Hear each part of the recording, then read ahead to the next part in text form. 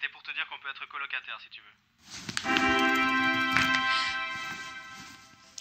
Ah, cool. Oui, je suis content. D'autant que t'es scientifique, je me dis tu dois être bien ordré, bien organisé. Ouais, tout à fait. Une fille qui se lève à 6h17, quoi. J'ai trouvé l'appart de mes rêves. Bon, ouais, c'est pas exactement celui de mes rêves parce que dans mon rêve, il y avait des petits escaliers qui menaient nulle part et puis il y avait des petits pingouins qui mangeaient toute la nourriture et on était obligé de tirer à la courte paille pour savoir qui allait aux toilettes. Hello Eva, bienvenue chez toi, ça te plaît? Oh, c'est un vrai rêve. Alors ça c'est Paul, mon colocataire. Mais tu filmes? C'est des fois tellement effrayant de se rappeler de ses rêves au réveil. On se dit mais il se passe quoi là-dedans? En moyenne, on fait 5 rêves par nuit, chacun d'une durée entre 5 et 20 minutes. Et tout ça pour pas se rappeler de grand-chose au réveil.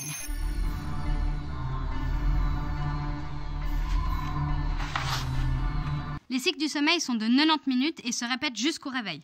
En général, on se rappelle de nos rêves si on se réveille pendant la période du cycle la plus active, celle qu'on appelle le sommeil paradoxal. Paradoxal parce que bien que l'activité oculaire et cérébrale soit très importante, le corps subit une atonie musculaire. C'est-à-dire qu'il est paralysé par l'absence de tonus et de contraction musculaire. Donc la tête s'agite, la respiration et le rythme cardiaque sont irréguliers, mais le corps est parfaitement calme. Je ne sais pas si vous avez remarqué, mais les rêves sont souvent accompagnés de sentiments de stress, de conflit ou d'agression. Donc c'est très bizarre de dire de quelque chose qui s'est bien passé que c'était un truc de rêve.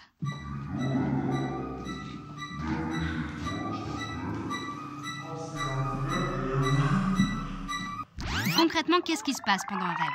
En fait, durant notre sommeil, l'activité cérébrale est plus variée que durant notre état éveillé. En revanche, certaines connexions entre le néocortex et l'hippocampe sont supprimées, ce qui boosterait la créativité. Ben oui, parce que l'activité associative qui se passe dans le néocortex est plus importante, et donc de nouvelles associations farfelues se font sans le contrôle de l'hippocampe, qui normalement rationalise et trie l'information. D'après certaines théories, une partie de nos souvenirs serait consolidée pendant le sommeil paradoxal.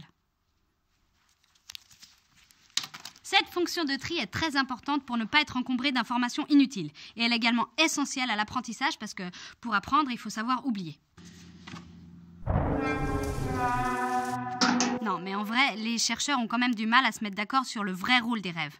Pour certains, ce serait juste du chaos électrique.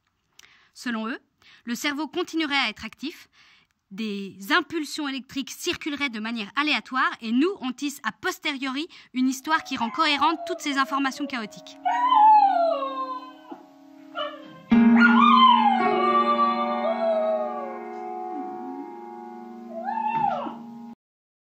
Allez, abonnez-vous!